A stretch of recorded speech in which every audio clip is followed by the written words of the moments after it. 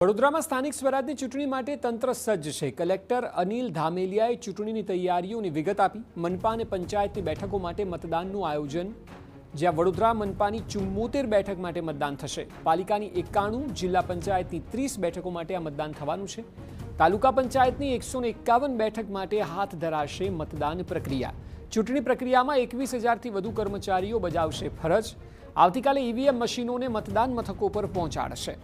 જિલ્લામાં કુલ 2,406 મતદાન મથકો પર મતદાનનું આયોજન છે। ગરમીને ધ્યાને રાખીને મતદાન મથકો પર વિશેષ સુવિધાઓ કરાઈ છે। ઓઆરએસ, પાણી સહિતની વ્યવસ્થાનું આયોજન છે। તડકો નડી શકે તેવી જગ્યાઓ પર છાંયડા માટે મંડપ બંધાયા છે। વિવિધ મતદાન કેન્દ્રો પર મેડિકલની ટીમો પણ સજ્જ છે। વૃદ્ધો અને દિવ્યાંગો માટે લાઇન વિના અલગ વ્યવસ્થા કરવામાં આવી છે।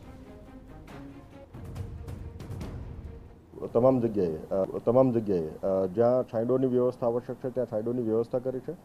મેડિકલ ટીમની વ્યવસ્થા આપણે જ્યાં મતદારોની સંખ્યા વધારે હોય અને એક કરતાં વધારે મતદાન મથકો એક પોલિંગ સ્ટેશન લોકેશન ઉપર હોય ત્યાં મેડિકલ ટીમની વ્યવસ્થા પણ કરવામાં રાખી છે।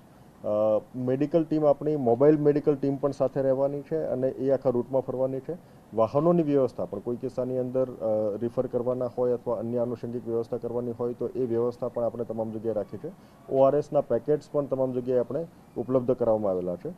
સ્થાનિક સ્વરાજ્યની ચૂંટણી માટે હવે મતદાનને ગણતરીના દિવસો બાકી છે। રવિવારે જ્યારે મતદાન આયોજન થનારું છે ત્યારે તેવાની વચ્ચે વહીવટી તંત્ર દ્વારા આખરી સમયની જે તમામ તૈયારીઓ છે તેને આખરી ઓપ આપવામાં આવી રહ્યો છે। શહેરના તમામ જે મતદાન મથકો છે ત્યાં આગળ તડકા અને ગરમીથી રાહત મળી રહે તે માટે મંડપ બાંધવામાં આવ્યો છે, જેના થકી લોકોએ તાપમાં ઊભા ના રહેવું પડે।